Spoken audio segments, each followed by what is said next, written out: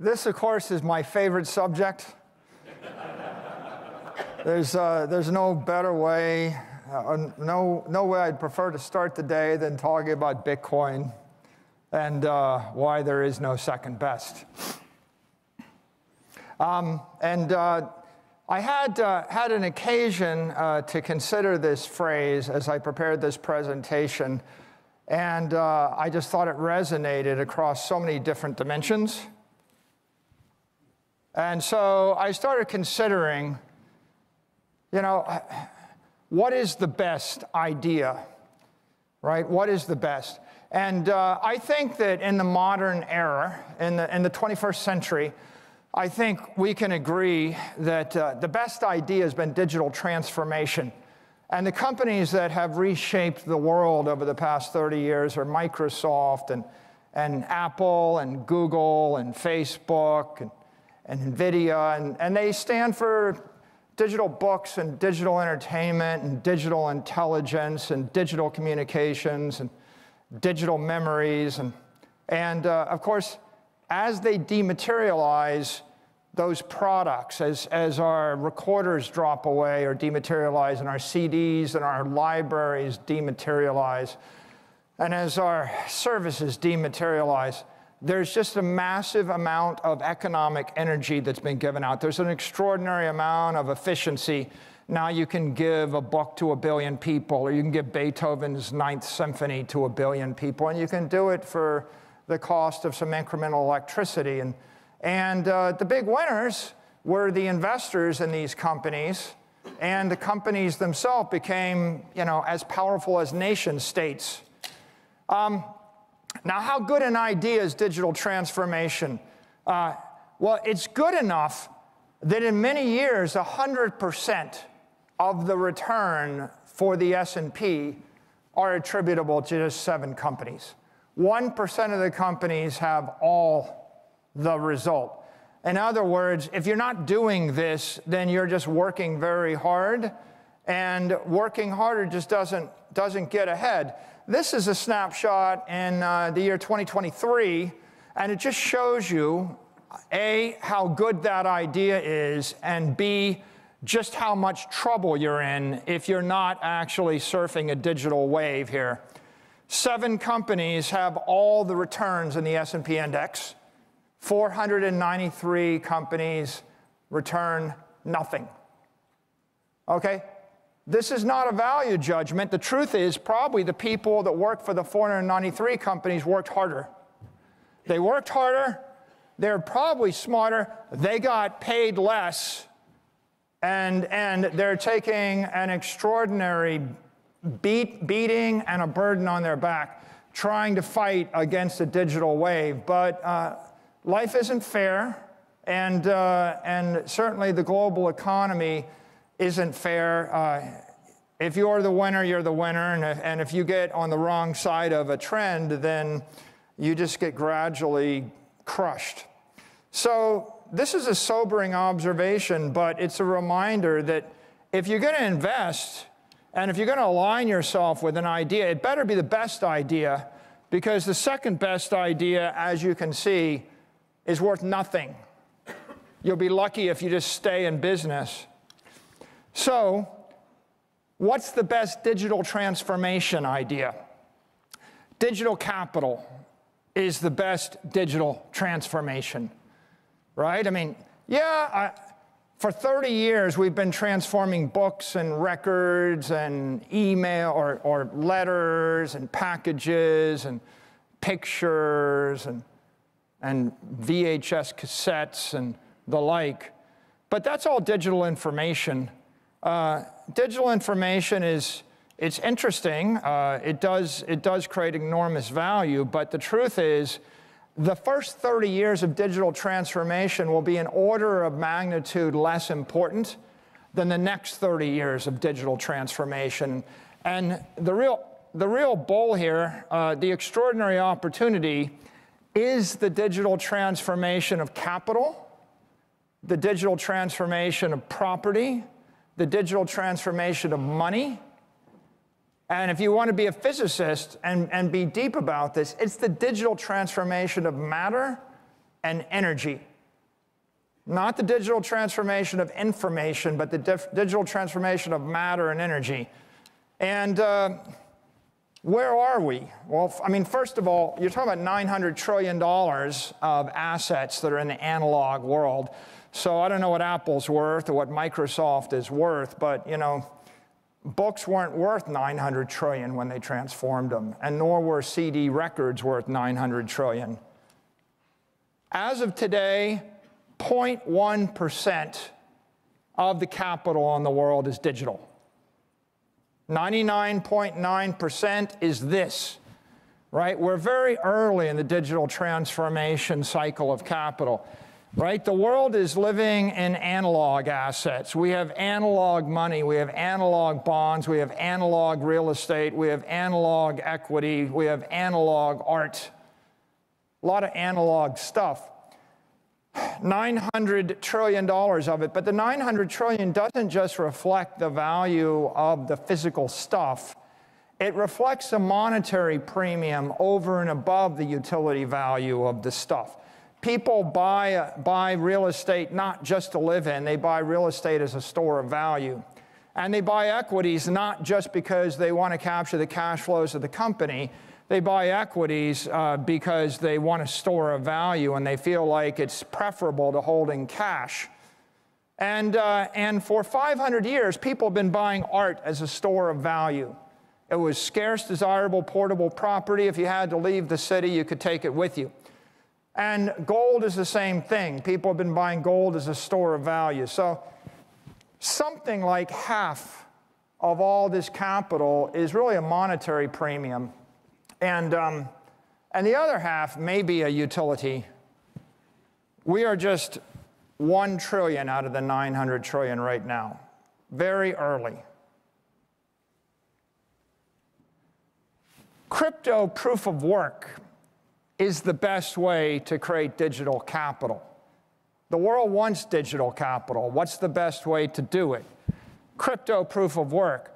That is to say, when you're running a proof of work mining operation that converts energy into information that can be secured and transferred via cryptography.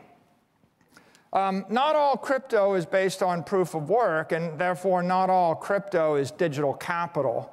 A lot of it just looks like a digital security. But what's special about this particular approach, which is, of course, the Bitcoin architecture, is it creates a decentralized asset. It creates a physical asset. There's a physical linkage to the real world via the electricity and the silicon that makes it thermodynamically sound and integrates it into the universe and not just the metaverse. It's sovereign. You can take custody of this. It's egalitarian. The protocol is open. Anybody, anywhere on Earth can engage in this network. It's permissionless. It's global, right? This is the best idea, the best way to create digital capital. What's the best crypto proof of work asset? Bitcoin is the best. How good is it? It's 97% of all of the market cap of crypto proof of work. After Bitcoin, you have to go all the way down to Dogecoin, literally a joke created over the weekend by an engineer as a joke to find the second best. Obviously, there is no second best proof of work asset. But you know what? There's no second best crypto. Bitcoin's the best crypto asset. Now, why is it the best crypto asset? Because it's increasingly clear that no other crypto token is going to achieve institutional acceptance this decade. Bitcoin is the only crypto that's going to cross the chasm. You could see the writing on the wall when the spot ETF of Bitcoin was approved in January. By the end of May, you'll know that Ethereum is not going to be approved.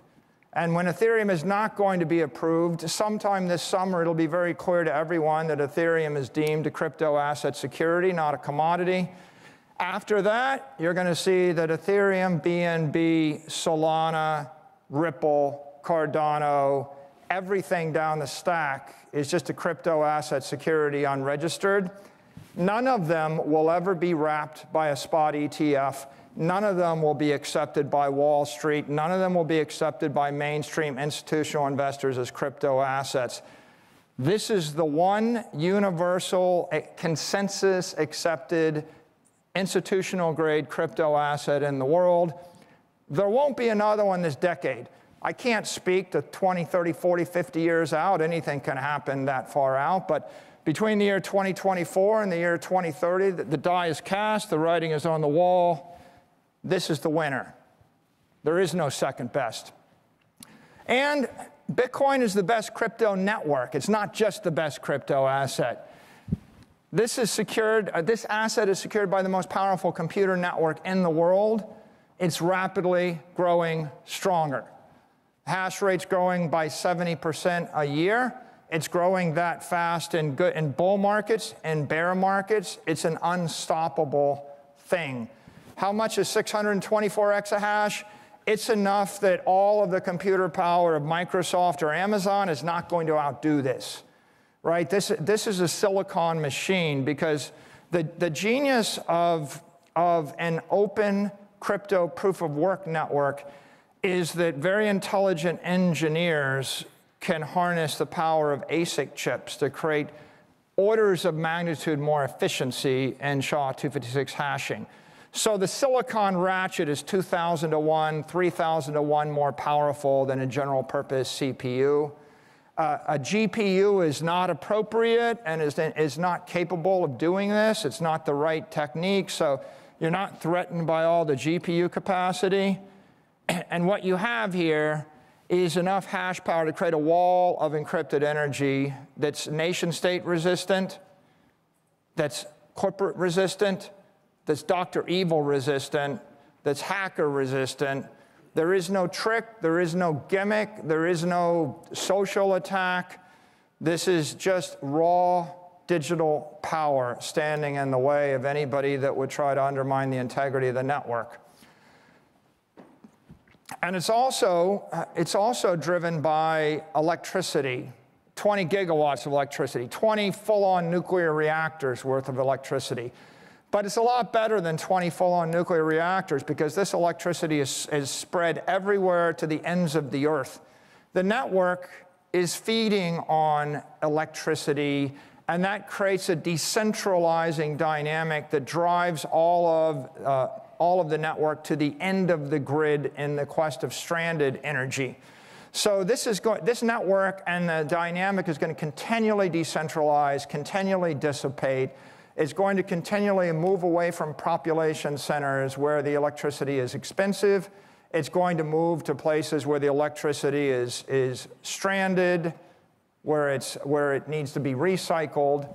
And that 30 gigawatts is going to create a thermodynamic connection between the virtual network and the physical world. This is what makes the network stable. This is what makes the network ethical. This is what makes the network politically sound.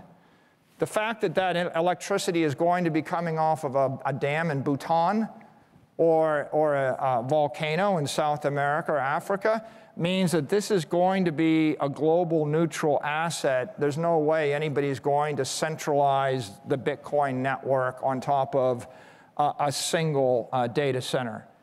That's what makes Bitcoin the best crypto network.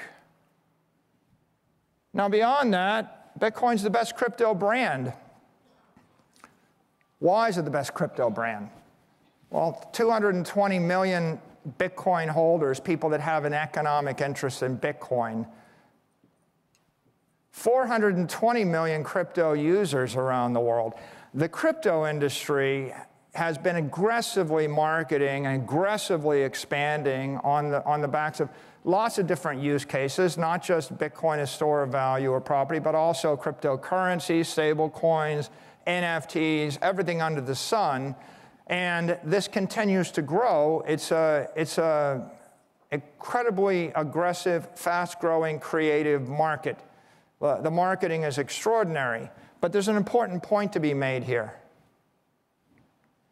As the other crypto assets fail because of competition, As the Solana competes with Ethereum, competes with whatever, as they fail due to regulation, as they get shut down or they get labeled unregistered securities by regulators, as they fail due to entropy, just the complexity of what they're attempting to accomplish, and they crash or they get hacked or they unwind, or as people move away from their projects, as those failures take place, all the users in the crypto ecosystem and all the capital in the crypto ecosystem is going to flow into the best network. It's going to flow into Bitcoin because Bitcoin has 100% crypto acceptance.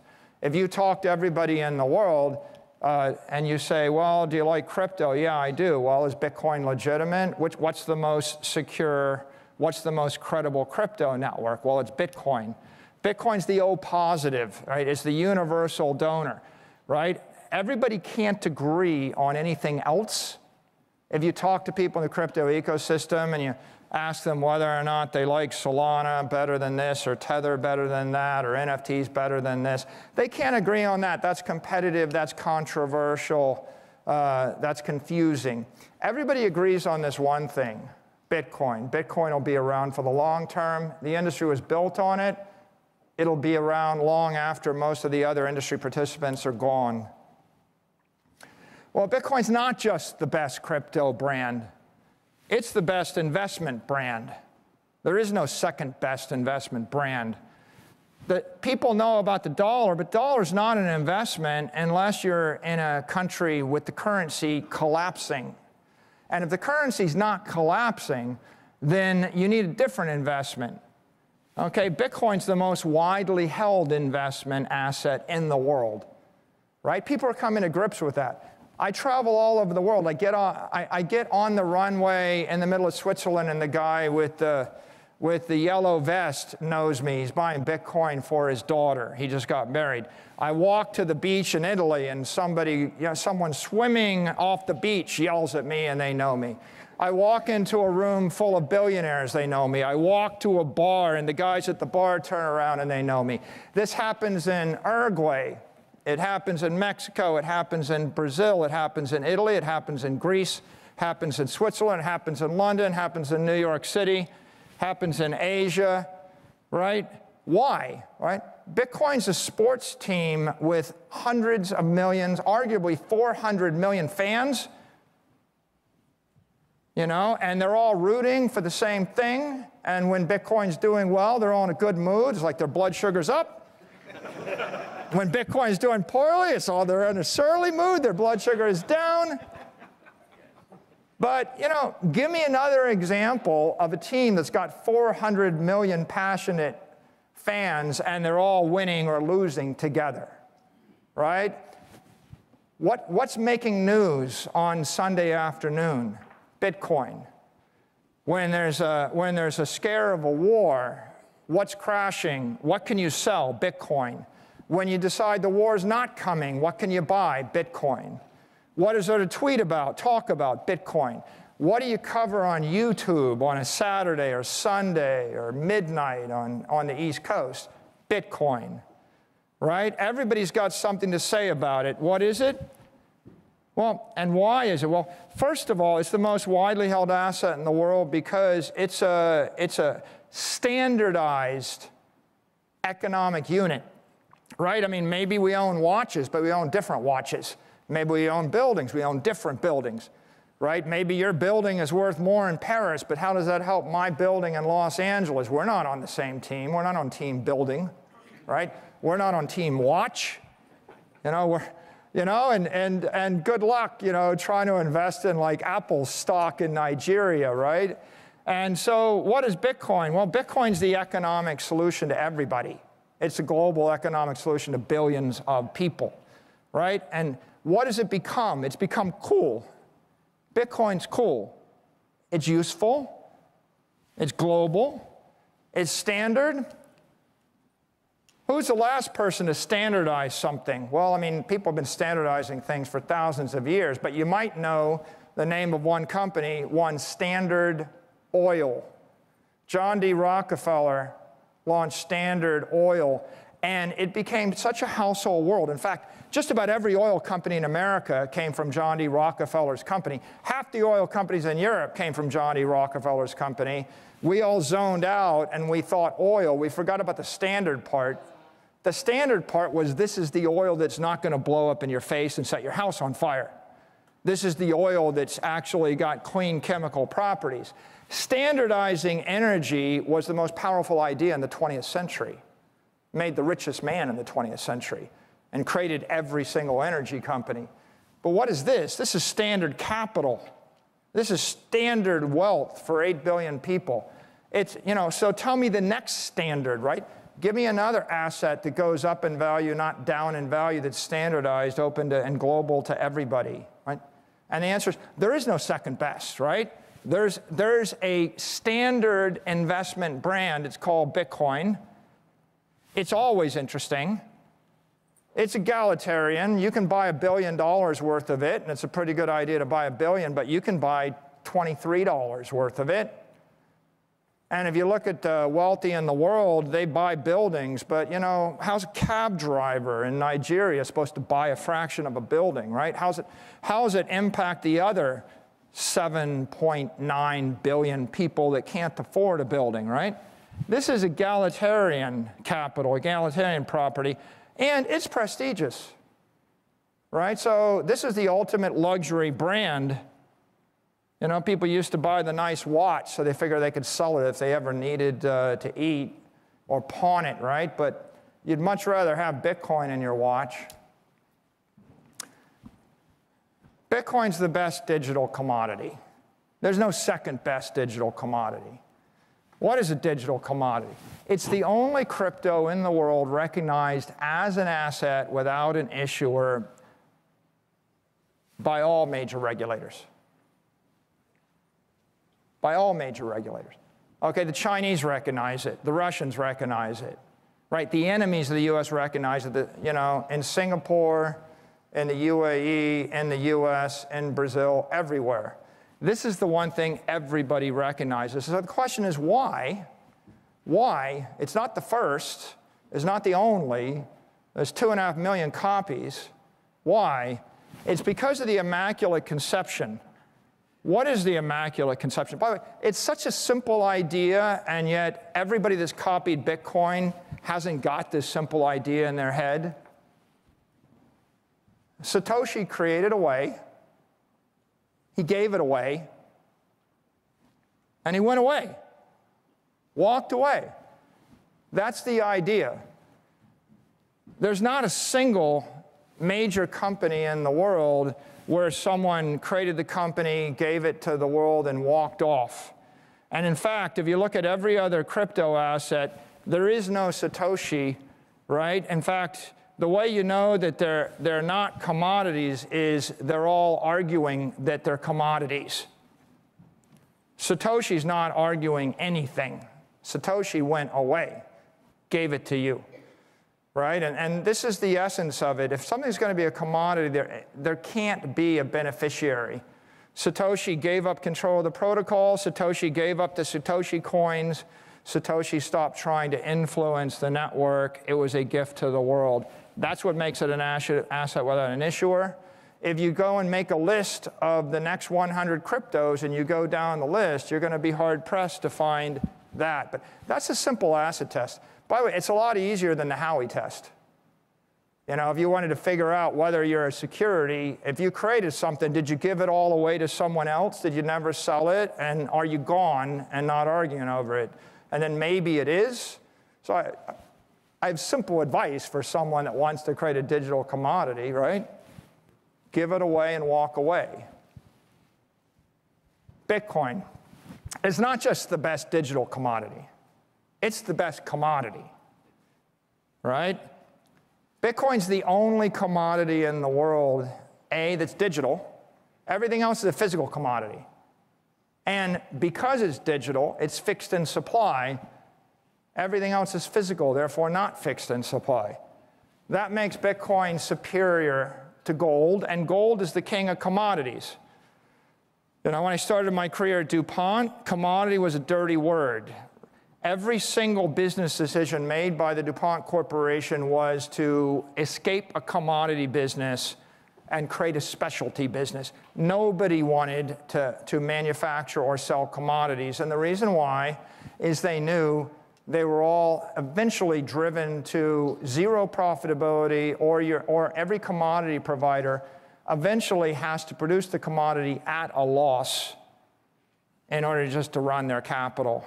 And so commodities are awful investments, and gold is simply, the least worst of an awful investment. Why is Bitcoin the best? It's global, it's digital, it's programmable, it's inelastic, it's durable, it's divisible, it's portable. These are all the things that every other commodity is not. Okay, well, the numbers don't lie. I can give you words and rhetoric, but look at the last 4 years. In an inflationary environment, gold is up 13%, Bitcoin is up 394%. Any good investor will tell you all physical commodities make poor investments. Gold's just the least worst. Now, for those of you who are Bitcoin advocates and you go and you talk to people, right, what you'll find is the very controversial narrative of Bitcoin is this digital currency. That gets everybody racked around the axle because they think, well, it's competing with the yen and the dollar and the euro and the ruble and the CNY and the like, and it's a medium exchange, and it needs to be legal tender, and it shouldn't be taxed. It becomes a very controversial thing. If you put that aside for a second, that's the ugly narrative, and you go to the bad narrative. Bitcoin is digital gold. It's sort of true, but it's not a very good narrative. Why? Because if you talk to 1,000 billionaires and you say, well, how many of you made $1 billion investing in gold? And the answer is 0. And if you go to 1,000 wealthy families and say, now that you're wealthy, are you going to go buy $1 billion of gold? The answer is no. And you say, well, we've got digital gold. It's great. It moves at the speed of light. It's programmable. You can teleport it. It's great. And they go, well, that's nice, but I don't own any gold. Okay, I can't find anybody that owns gold.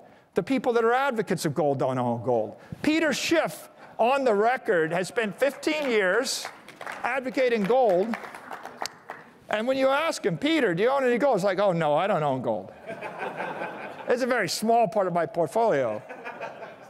Okay, so find me someone that actually owns gold that you could even debate on the topic. And the answer is it just seems to be 1% to 3% oddity, in any portfolio. So, yeah, Bitcoin is the best commodity, but the truth is all commodities are dogs, and Bitcoin actually fixed the commodity. But that word commodity is a dirty word. Every intelligent business person, every intelligent investor knows that you should run as fast. Run, don't walk away from commodities. So what is Bitcoin really? Bitcoin's the only scarcity. It's not a commodity. A commodity is something you can create infinite amounts of, and anybody's allowed to create infinite amounts of and dump it on the market. And if you want to hold, $1 billion of soybeans for 100 years, that's probably not going to be generational wealth for your granddaughter, right? Pretty obvious why. But $1 billion of gold won't be generational wealth for your granddaughter either. Bitcoin's the first absolutely scarce commodity in human history. So you have to say it represents an entirely new asset class. It's not an equity, it's not a property, it's not a commodity, it's something different, it's new. Given the fact that it's new, there's nothing to compare it to. So you got to ask the question, if there is no scarce commodity in the world, what is scarce? Find me anything that's scarce. And I got the hourglass up here to make a point. No amount of money will buy you more time or more Bitcoin. So if you consider the nature of the universe as a physicist, the one thing that's scarce is time, right? No politician can make more of it. No capitalist can manufacture more of it. No AI bot can create more of it. Time is the true ultimate scarce yardstick, right? That's how the universe works. That's how God makes the universe work. Einstein had a lot to say about it. Physicists have a lot to say about it. What have we done with Bitcoin? We have bottled time in a Bitcoin, right? The process of proof of work mining is, in essence, digitally transforming time into an asset. Our goal was to create a digital money, but now it gives new meaning to the phrase time is money. How do I actually create digital time, digital scarcity, and then how do I put it, on a hardware wallet? How do I move it? How do I compute with it? Right? So scarcity it's very underwhelming to say, oh, Bitcoin is it's digital currency, or it's digital property, or it's digital gold, or it's digital something, because what it really is this digital time, this constant, right? If I give you 100 trillion quadrillion dollars, you won't get more than 21 million Bitcoin. If I give you all the money in the world and you crank the miner up, we know how fast Bitcoin is coming out every 10 minutes, right? We have created the perfect monetary asset because we have figured out how to duplicate the benefits and the characteristics of time. And ultimately, when you measure your life and everything in your life, you have to measure it against time, because time's the one thing you're not getting back, no matter how rich you are. Now, people oftentimes, they try to buy land, right? Land is the scarce asset. They're not making any more beachfront property, right? I want to buy land, and the truth is, in the 20th century, if you're a rich family and you didn't make money on technology, then you made money on property. And the property you bought was the middle of London or Paris or New York, or you bought some beachfront in the Hamptons or Palm Beach or something, but probably you bought very desirable commercial real estate in the middle of the city. But, it's kind of a bromide. People will say things, oh yeah, well, I guess commodities can be manufactured, but land, they're not making that anymore. They're not making any more land, right? When Mark Twain said that? Okay, look at the picture here. The truth is, they are making more land. This is Boston over the course of 300 years. Half of Boston was made. I live in Miami Beach. 3/4 of Miami Beach was manufactured in the last 100 years. It's all made, right? They dredged it.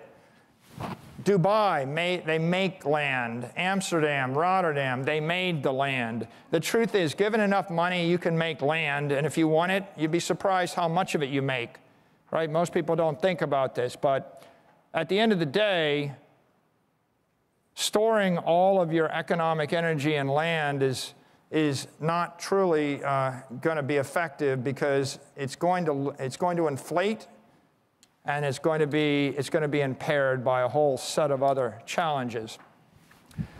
So Bitcoin's the best property. What's the best property? Bitcoin's the best property. What's the second best property? There is no second best property, right? This is the greatest digital city in the world. There's 220 million inhabitants there right now. What's the second best digital city in the world? Right? There isn't a second best city in the world. Why is this so powerful? It's global. Anybody can go there. It's digital. You can zap there on a mobile phone, and there's billions of mobile devices. It's open. This is a city that's got no mayor to tell you what you can't do. And on the other hand, everybody can zap there with their capital when they want. It's permissionless. And you don't have to buy a building. And how many people can afford an apartment in New York? Most people can't afford an apartment in New York. You can buy a fraction of a piece of property in this city. It's totally divisible, and this is the immortal city. Maybe New York is there a couple of hundred years. This city could be there 10,000 years. It's a virtual city. And, we talk about sustainability, but sustainable here means there's no painting, there's no tornado going to hit this city. There's not a flood insurance obligation on this city. You don't have to worry about, neighbors getting together and creating a zoning ordinance. This city will last, and this property in this city will last. Bitcoin's the best property, right? Why would you buy it? You would buy it because it's a heck of a lot better idea than buying an apartment to Airbnb for the rest of your life. What are you going to do when you die? You're going to leave instructions for your grandchildren on how to operate the Airbnb? And where are the instructions for how to actually convince the mayor to not tax away or rent control your Airbnb? You know, one of the problems with property is it's inherently corrupting in the physical world, because if you're not a political actor and you own property, then the politicians take it away from you. And that convinces you that you have to then influence the political process and take control of the government, whether it's the city, the county, the state, right? Entire states were created, right? Why is Las Vegas here? Why are you in the city? You know why you're here? It's because they drove all the way down to across the state line. And when they were out of California, they said, okay, this is a good state, and we'll put the city here in this part of the desert. If the city had been a few miles on the other side of the highway, there'd be no Las Vegas. Everything that's going on here would have been shut down, regulated away, made illegal, or taxed away sometime in the last 50 years.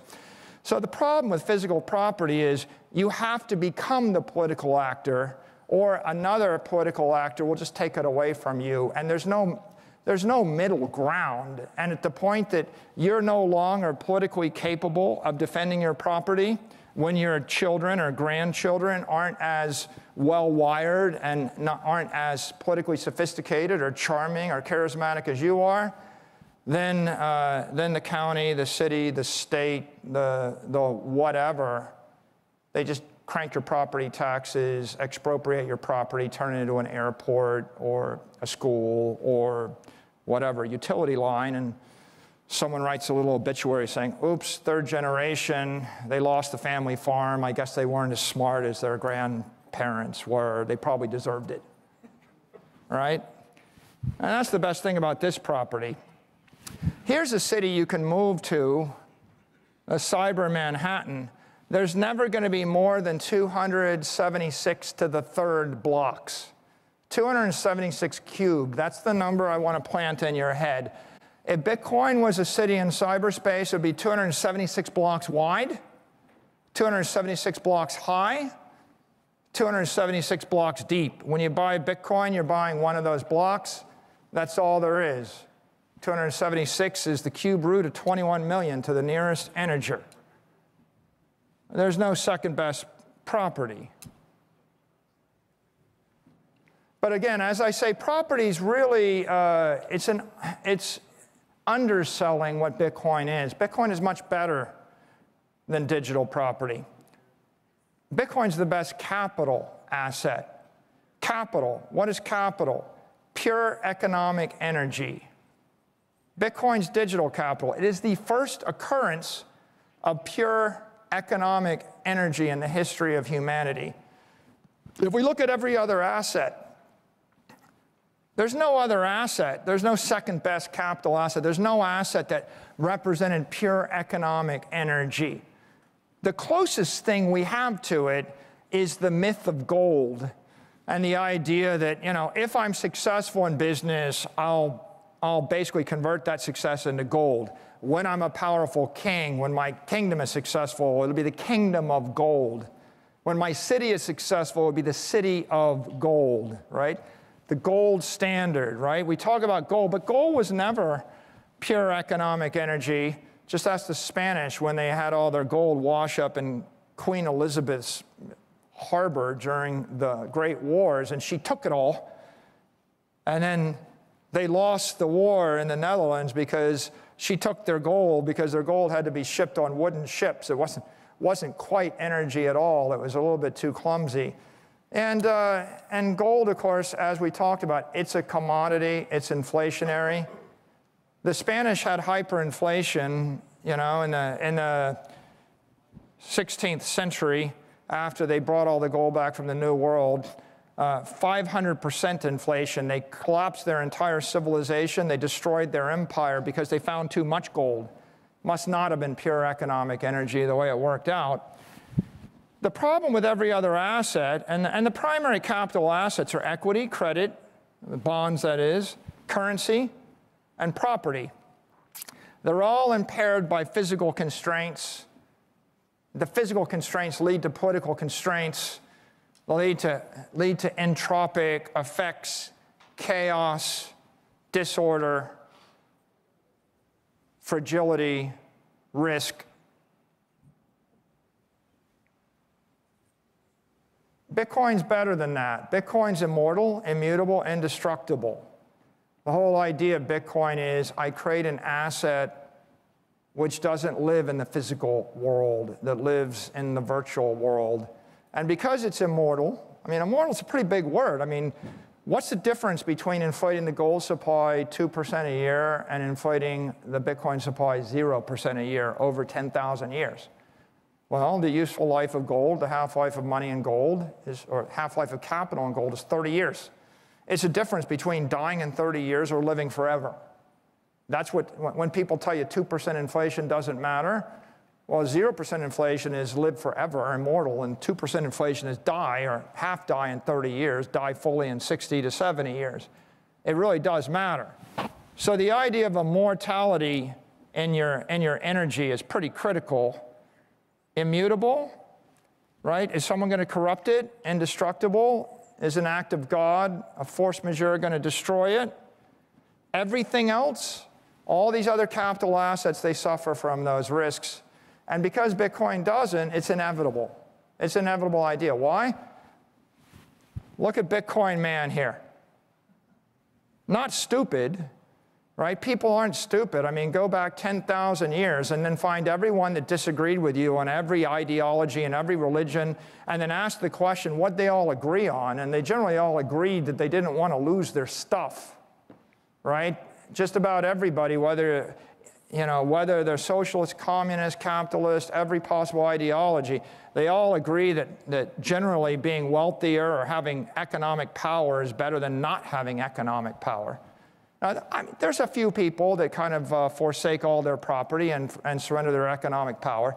They end up losing control of the government and lose control of the society, and they certainly lose control of the armies, because one of the lessons of history is if you can't pay your soldiers, then they're going to mutiny, and then your empire is going to collapse. So in this particular case, every self-interested human being that's going to compete in a Darwinian world is going to agree that they want immutable, immortal, indestructible capital, right? Who doesn't? So back to the numbers. What's the best capital asset? Bitcoin. What's the second best capital asset? Well, actually, the S&P is the modern surrogate for cost of capital. So that's been the case at least for 30 years, probably 30, 40 years since the Vanguard 500 and since SPY was launched by State Street. And so if you're looking for the cost of capital, what is the cost of capital?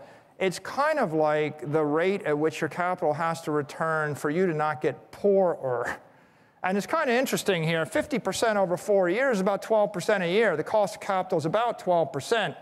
If I had to guess, at what rate does the US dollar money supply expand? Probably 12%, because that's kind of copying it. I mean, probably the dollar supply expands a little bit faster. That probably slightly underperforms the monetary inflation rate. But if you had to pick one metric and say, what's the metric that gives you a sense of how rapidly the world currency supply is expanding in dollars, probably the S&P 500. That's the cost of capital. And as you can see, when you have inflation, the money finds its way into the strongest asset, and it does not find its way into the weakest asset. So this is another way to see inflation. This is last 4 years. And what do you see here? You see that when the money supply expands, perhaps 50, 60%, I wouldn't be surprised if it didn't expand 60%. I don't think we measure it, by the way. I think that all of the official measurements of M2, I think all of them are incomplete, imperfect, in the same way that unemployment statistics are imperfect, in the same way that GDP statistics are imperfect, in the same way that inflation is imperfect. They're just synthetic numbers that a certain organization decides to focus on. But what's the story here? The story here is that, that bonds don't hold value, right? They're awful capital assets. Silver doesn't work. Gold doesn't keep up with the cost of capital. The NASDAQ, interesting, it underperforms the S&P. Why? Well, sometimes you get some big winners with technology and sometimes you don't, but maybe the S&P is a more broad index and just got a little bit less of a sharp edge to it, less risk in it. There's a lot of low-risk businesses in the S&P 500. And then obviously what we see is Bitcoin's the only asset that exceeds the cost of capital. Another way to say that is everything else is dilutive. You invest in anything other than Bitcoin, you're destroying capital, you're destroying wealth, right? You invest in the S&P 500, it's a conventional capital asset. You won't look stupid. You're probably still losing a bit of wealth, but nobody will notice because the rest of the society's using that as the benchmark. But if you're not doing the 50%, then you're running a hedge fund underperforming the S&P 500. You're destroying value. Most of them underperform the S&P 500, and they destroy value. What's the best capital asset? Bitcoin. What's the second best? There is no second best. That makes Bitcoin the best treasury asset. Treasury meaning you got a company, a private company, a public company. You've got a treasury. A treasury means you've got a country, you've got a city, you have a municipality, you have an institution, you have an endowment, you have a treasury. Well, most operating companies surrender their capital to avoid shareholder dilution, right? Because if they hold the capital and they invest it in T-bills, they're going to get 3% after tax against a 12% cost of capital per year. And so you hold $100 billion of capital, you destroy $9 billion of shareholder value a year. Berkshire Hathaway's got $160 billion of capital. That's a $15 billion a year cost in order to use that as a treasury asset. Cash and credit are both dilutive. Bitcoin is the first treasury asset that's accretive. That is, you carry $100 billion of Bitcoin, it goes up 40% a year. You're earning $40 billion of accretion a year instead of $9 billion of dilution a year. That means Bitcoin changes the rules of modern corporate finance. Finance for the past 50 years in B school, is taught like this. You have to operate on the P&L to strip away all volatility. We want you to pursue the Microsoft model. We're going to sell you 3-year enterprise agreements, and they're fixed for the next 3 years. We'll renew them every 3 years. The CFO of Microsoft can predict the quarterly results 12 months in advance, plus or minus 50 basis points or 100 basis points. The only moving part is the cost, and the costs are controlled by the corporation. So modern finance says you're a good CFO if you strip the volatility off the P&L, and then you're a good CFO if you return all the capital to the shareholders via buyback or a dividend, no matter how tax inefficient it might be. And then if you want to be a really good CFO, you borrow $50 billion, and you give that back to the shareholders, so you actually go to negative working capital. Well, so, and that's happening where? It's happening at Apple, it's happening at Meta, it's happening most places. Why? Well, partly it's happening because you need to get your EPS to go up by 12% a year if you're going to beat the 12% cost of capital and make your stock a store of value. And if you're organically only growing 1, 2, 3% a year, which is people do the math. If the economy grows 2 or 3% a year and you need your equity to grow or your cash flows to grow 12% a year per share, the only way to do it is to borrow money and buy back your equity and lever up. But at that point, you go to negative capital. Okay, so if you hold positive capital, that's what that's what bonds do to you. And if you hold negative capital, now you're fragile. You have one bad quarter, you go bankrupt. Right? So the problem here is that the treasury asset that's conventional is toxic, and it's killing the companies. The corporate life expectancy is 10, 15, 20 years. Okay, and we've simply accepted the fact that our company's going to die in 20 years.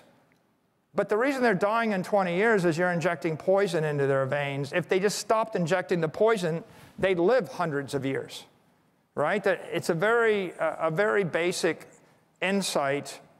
So what's the way to flip that? The way to flip it is you stop injecting toxic assets onto your balance sheet and you actually put accretive or healthy assets onto a corporate balance sheet. This is what happened to MicroStrategy since we adopted a Bitcoin strategy in 4 years. You've all lived these 4 years. SAP, IBM, Salesforce, and Oracle, that's what they do. Oracle looks like the winner. They beat the cost of capital of 50%, right, the S&P. Oracle's the winner. The rest are losing. They're not keeping up. Then you've got Amazon, Netflix. They can't keep up with the cost of capital. Apple's barely tracking the S&P. Meta, Microsoft, Google looking a little bit better. And then you see where the assets are. Any company that simply had a large portion of their assets in Bitcoin is getting 435%. MicroStrategy levered up by borrowing cheap debt and buying Bitcoin, and therefore we do better. Now, if you had asked someone, is a $500 million company growing 0% a year in August of 2020, are they going to beat every one of these companies' performance? People would have said, no stinking way, right? And the truth is, it's not us. It's Bitcoin. Stop bleeding the patient. The patient mortality rates plunge when you stop bleeding the patient and when you sterilize the equipment you use to operate on them, right? It's basic medicine. Eliminate the toxicity. So what's the best tech investment? Bitcoin's the best tech investment. The best tech investment, an investment in something everybody needs, no one can stop, few understand. Apple in 2010, Amazon, Facebook, Google. Everybody needs it, nobody can stop it, people don't understand it. If people agree with you when you say, I like Bitcoin, that means it's not a good investment anymore. You understand? At the point when it's not controversial and everybody agrees with you, everybody will own it, the price will be 100x. You won't be able to afford to buy 1% of what you want, right? You want to know it. You don't want them to understand it. Let them take 10 years to figure it out, because that's how you 100x.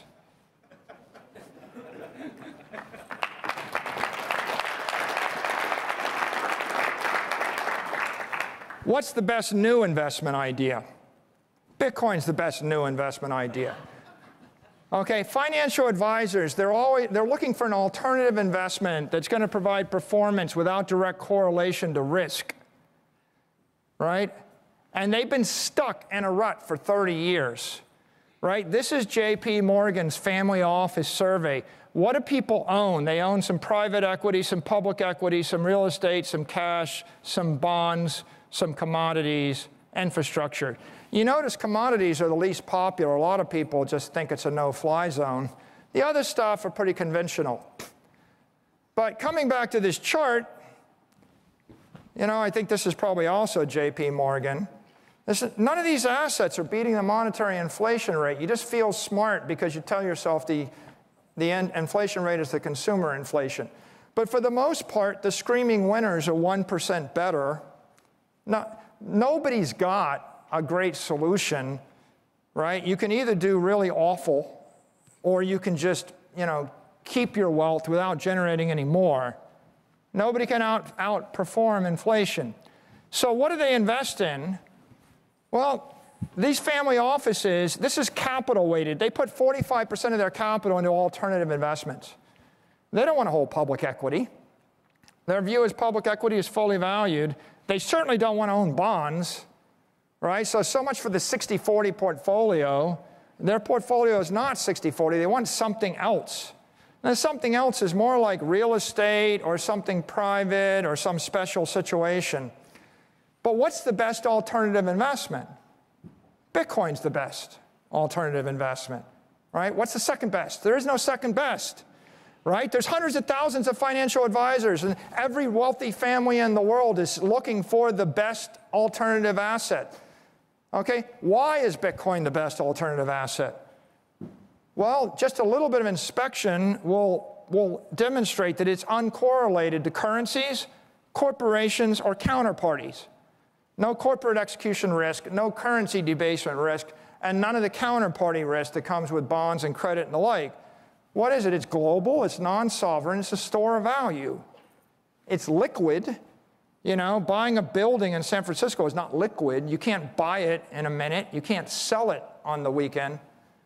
And the truth is, and this is the irony of ironies, everybody thinks Bitcoin is risky because it's volatile. It's volatile because it's not risky. It's the lowest risk thing you can own in the world because it's the thing that has the most risk stripped away. The reason it's volatile, it's that it's the most desirable, most accessible thing, which means that everybody else is expressing their sentiment and their emotions every minute of the day, everywhere in the world, however they wish to. And why is it the best alternative asset? Because it's the longest duration asset, right? You buy a building on the beach, it'll last for 30 years. Do you want to buy a building in Manhattan that's good for 50 years or whatever? Or do you want to buy the granite or the schist under Manhattan that's been there for 200 million years? Buy 100 blocks of granite in Manhattan, right? Don't get caught up in the building, the zoning, the corporation, the parties, the conferences, and the whatever. When Howard Hughes came to Las Vegas, he looked around and he bought all the land. He bought so much land that they're still building on the land that Howard Hughes bought, and he's been dead 50 years. Summerlin, it's all Howard Hughes. Everything he did, he looked and he was like, well, if this is going to work, I'm just going to buy all the land because I don't know which casino will work. Right? The land's still here. The casinos are gone. The restaurants are gone. The politicians have come and gone. Every other good idea is gone. They built, you know, it used to be the Mirage was cool. Treasury Island was cool, the Bellagio was cool, the Wynn was cool, the Encore was cool. Here we are in some cool place. The land's still here. Buy the land. That's the alternative asset. And of course, that makes Bitcoin the best asset class. It's an entire ecosystem of products, services, companies, securities, derivatives, and professions. It's the global digital asset network. It's the internet of money. The securities, or Bitcoin-backed securities, are being issued worldwide, everywhere, at an accelerating rate. This year, right, you saw an explosion of spot ETFs in the US, but look at all the ETFs in Hong Kong. Look at all the ETFs in Europe. This is the beginning, right? You're going to see more and more and more. Every one of these companies is joining the ecosystem. They're securitizing. And it's not just this.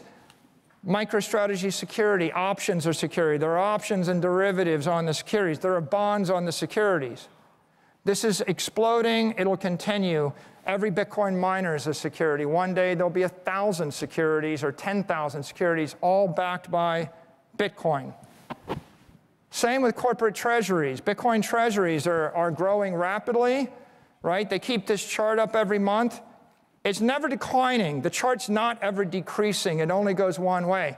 Bitcoin is a capital ratchet. It's a one-way ratchet, right? Archimedes said, give me a lever long enough and a place to stand, and I can move the world. Bitcoin is the place to stand. The leverage is coming via all these securities, all these corporate treasuries, right? And the leverage is getting to be extreme. MicroStrategy showed you how you can actually generate performance with leverage, but we're just the first, we're not the only. You could do it 10,000 more times. The more leverage that gets put on this network, the bigger the network's going to get. You know, and a final few points, Bitcoin's the best bank. It's the it's a savings account for billions of people. No company, no currency, no country, no agenda. It's egalitarian, it's open. There is no second best bank. Bitcoin's the best path to peace. It's open, permissionless, transparent, decentralized. It's a fair and equitable way to settle differences between global counterparties that have conflicting interests. What's the second best way, right? The second best way maybe is we shoot each other up, right, with weapons, but this is the best way. There's no second best way. It's not just the path to peace, it's the path to prosperity, right? This is a global monetary network giving equal property rights to all economic classes in every nation. What's the second best way to do this? There's no second best way. Where are we now?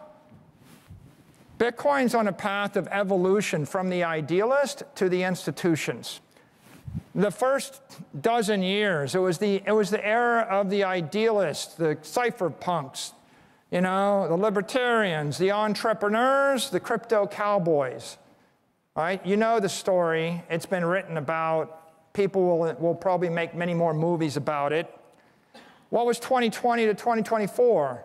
The crazy years, right? Starting with COVID, ending with the approval of the spot ETFs. It was the crazy years. What's going to happen to crypto? Who's going to control crypto? Will it be regulated, right?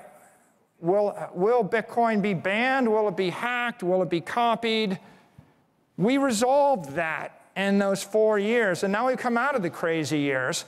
Now we're in the era of institutional adoption. Institutions, corporations, and investors are going to define the future of this network from 1 trillion to 100 trillion. And that's appropriate, right? From 2008 to 2020, the network went from 0 to 150 billion. And between 2020 and 2024, it went from the 150 billion to 1.4 trillion. So you can see how this is lining up. Of course, institutions and corporations are going to join this network. They have all the money.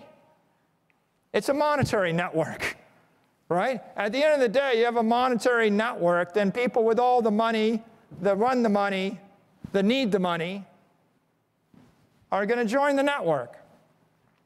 So in summary, look, Bitcoin's the best idea. There's no more powerful idea than the digital transformation of capital, right? What are you going to do with this? Well, you're going to improve your life, your family, your product, your service, your company, your institution, your government, or your world, right? Improve them all, right? It's pretty straightforward how you do it. You've got pure economic energy. It's not the solution to every problem in the world. It's just the solution to half the problems in the world. But every other problem in the world, you're going to need economic energy or economic power to solve it. And this is how you harness and channel that power. No force on earth can stop an idea whose time has come. This is an idea, its time has come, it's unstoppable. And so I'm going to end with the observation that Bitcoin is the best. The best what? The best. It's the best. It's the best idea. Once you've found the best idea, everything else you can invest your time, which is scarce, or your energy, which is scarce, everything you can invest your time and energy in is dilutive, everything else. So what do I suggest? I suggest study Bitcoin, buy Bitcoin, hold Bitcoin, build on Bitcoin, advocate Bitcoin, defend Bitcoin, and then you can enjoy Bitcoin. So Bitcoin, there is no second best. Thank you.